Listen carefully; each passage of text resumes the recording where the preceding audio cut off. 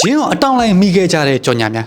နံပါတ်1မိုဘိုင်းဂိမ်းကြော်ညာတခါတလေလိုင်း3နေနဲ့ဒါမျိုးဂိမ်းကြော်ညာတွေတက်လာတာကိုခဏကြုံမှုကြမယ်လို့ထင်ကြော်ညာကြည့်လိုက်ရင်တော့ဒေါင်းပြီးစော့ကျင်စရာလေးတွေပါဒါပေမဲ့တကယ်တမ်းဒေါင်းလိုက်ရင်ကြော်ညာတွေကပုံနဲ့အထက်ကဂိမ်းတွေကတက်ဆင်အောင်လွှဲနေတတ်ပါဗတဲ့အကြီးကျယ်ဆိုင်ရင်လို့ဒေါင်းလိုက်ပါတယ်ဆိုမှအတုံးစီတဲ့ဂိမ်းဖြစ်နေတာမျိုးပါအနည်းဆုံးပြောရမယ်ဆိုရင်မာဖီးယားစီးတီးဆိုတဲ့ဂိမ်းနဲ့ home skate ဆိုတဲ့ဂိမ်းတွေကဒါမျိုးဥပမာတွေဖြစ်ပါတယ်ဒီဂိမ်းတွေဆိုရင်တနားရီတစ်ခါလောက်ကိုတက်နေတဲ့ကြော်ညာတွေဖြစ်ပြီးတော့မဒေါင်းမချင်းကိုတက်နေတာပါတခါတလေဒေါင်းပြီးသွားရင်တော့ထပ်ပြီးဒေါင်းခိုင်းနေသေးတာဖြစ်ပါတယ်ဒီလိုဂိမ်းတွေကတပွဲတို့ user တွေအတွက်ဖြစ်ပြီးတော့သူတို့ဂိမ်းကိုဒေါင်းကျင်အောင်လို့ကြော်ညာကိုဆက်ဆောင်မှုရှိအောင်လုပ်ထားတာဖြစ်ပါတယ်ဘာနဲ့တူတယ်လဲဆိုတော့ငငယ်တော့ခောက်ဆွဲတို့ဝင်ပုံထဲမှာပြထားသလိုမျိုးပစုံတူကြီးပါမယ်လို့ထင်ခဲ့တယ်လို့မျိုးပါနံပါတ်2 perfect smileယနေ့ခေတ်မှာလူတိုင်းအလှဆုံးပြုံးနိုင်ဖို့အတွက်လူသွားနဲ့တပုံစံနဲ့တူတဲ့တဖုံးတူလေးတွေထွက်ရှိလာခဲ့ဒီပစည်းလေးကိုသွားမှာကတ်လိုက်ရုံနဲ့လူရှိသူရှိသွားပြီးတော့ confidence ရှိပြုံးနိုင်ပါတကယ်တော့ဒီတဖုံးတူတွေကလည်းကြော်ညာထဲမှာသာကြည်ကောင်းတာဖြစ်ပြီးတော့အပြင်မှာတော့ထင်သားသလိုမဟုတ်ပါဘူးသူပြောတဲ့ perfect smile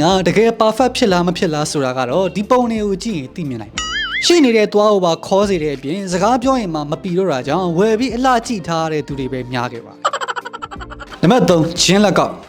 တခါတော့ကလည်းခနာကို balance ထိန်းတဲ့လက်ပတ်တွေဆိုပြီးတော့တာဇန်တွေဂျင်းမိခဲ့ကြဘူးသေးပါIrene News ဆိုတဲ့ကုမ္ပဏီကခနာကိုအားရင်ပြေဝစေပြီးတော့ဟန်ချက်ပုံကြီးစင်မဲ့လက်ပတ်တွေကိုစတင်ထုတ်လုပ်ခဲ့ပါတယ်။နေမာတို့ဘာလို့နာမည်ကြီးကစားသမားတွေနေပါကြော်ညာခဲ့တာကြောင့်လူတွေလည်းတော်တော်လေးဝယ်ပတ်ခဲ့ကြသေးပါတယ်။ကုမ္ပဏီဘက်ကလည်းသူတို့ရဲ့လက်ပတ်တွေက Ionic စွမ်းအင်စနစ်နဲ့လက်ပတ်နေတယ်ဆိုပြီးတော့အကြီးအကျယ်ကိုကြော်ညာခဲ့တာပါ။ဒါပေမဲ့တကယ်တမ်းမှာတော့ဘာစွမ်းအင်မှလည်းမပါတယ်လို့ဘာနီးပညာမှမပါဝင်တဲ့ရိုးရိုး fancy လက်ပတ်ကြိုးတစ်ခုပဲဖြစ်ပါတယ်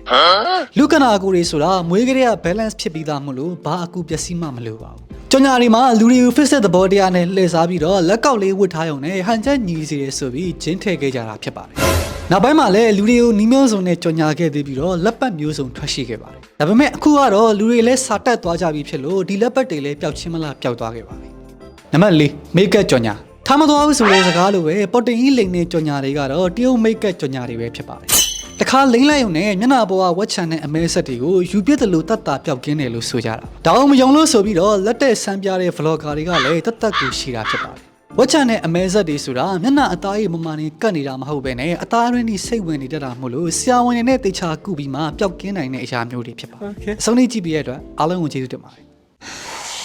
။